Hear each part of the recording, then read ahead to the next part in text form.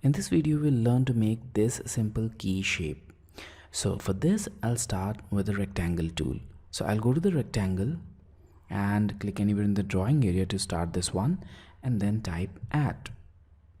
Because we are starting our rectangle from any random point, so we'll add this add sign. Now add the length as 40 unit and the height as 300 and press enter. Well, that's the straight rectangle. Alright, now I'll go to the line tool and I'll start from this vertex and I'll move in the downward direction and then enter a length of 20 unit and press enter. Now from this point we'll start making the key shape, and this length is obviously 70 as you can see in the dimensions. Press enter. Now move downwards, enter the length of 10 unit, press enter. Now move to the left and this length is 50 and press enter. Now once again move downwards and this length is 20 unit. Then move to the right and the length is 30. So 30, press enter. Now once again I'll move downwards and again this length is 20, press enter. Now move to the left and I should just track this point because that's equal to that length. Now once again I'll move in the downward direction, but this time the length is different. It's not 20, actually it's 16, and you already have the dimensions in the drawing, so you can find out that value. So I'll type 16 and press enter. Now I'll move to the right and this length is 12 unit, so I'll type 12, press enter and move to the downward direction, and again this is 12, press enter. Move to the left and you should track this point again because that's equal to this one, and again I'll move in the downward direction and this length is 18, so I'll type 18 and press enter. Now I'll move to the right and this length is 34, so 34, press enter.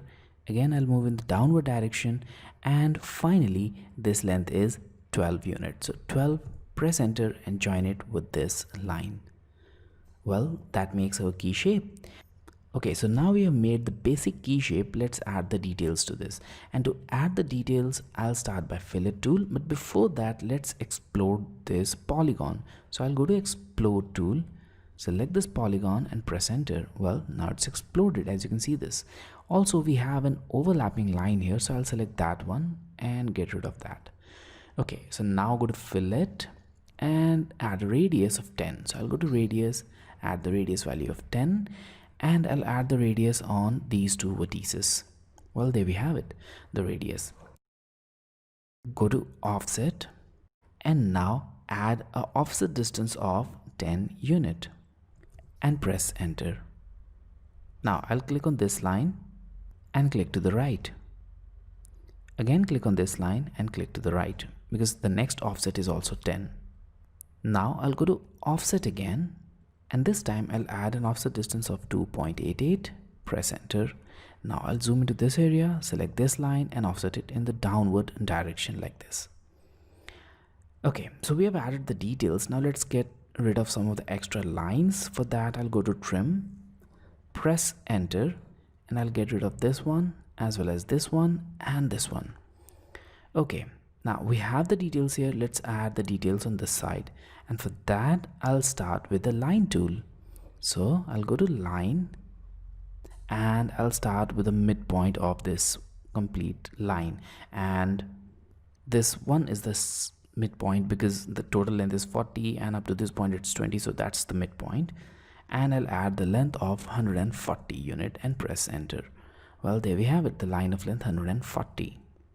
Now I'll add the ellipses, and for that I'll go to this center ellipse.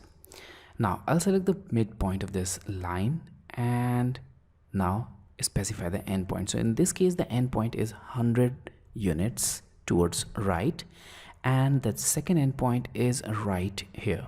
Okay, so that's our first one. Now let's get rid of this line and I'll start the line tool again, but this time I'll start the line right from this intersection point, and this distance is 45. You can see this distance in the drawing as well. And now we need to add the circle. So I'll go to circle, go to this endpoint, and now add a circle with radius 35 or the diameter of 70 unit. You can see the diameter of 70 unit there. So now our drawing is almost complete. We need to add little details here as well as here. So when you zoom into this area, you'll notice that we have some gap here. So you need to get rid of that. So select the line, erase it. Go to extend tool, press enter, click on this one, as well as this one. And that's extended to the required length. Now let's go to hatch. And we'll apply the solid hatch wherever it is required. So I'll go to solid hatch pattern, zoom into this area and select this hatch. Okay, so that's the area where hatch is to be applied. And I'll click on close hatch creation, and that's our final drawing.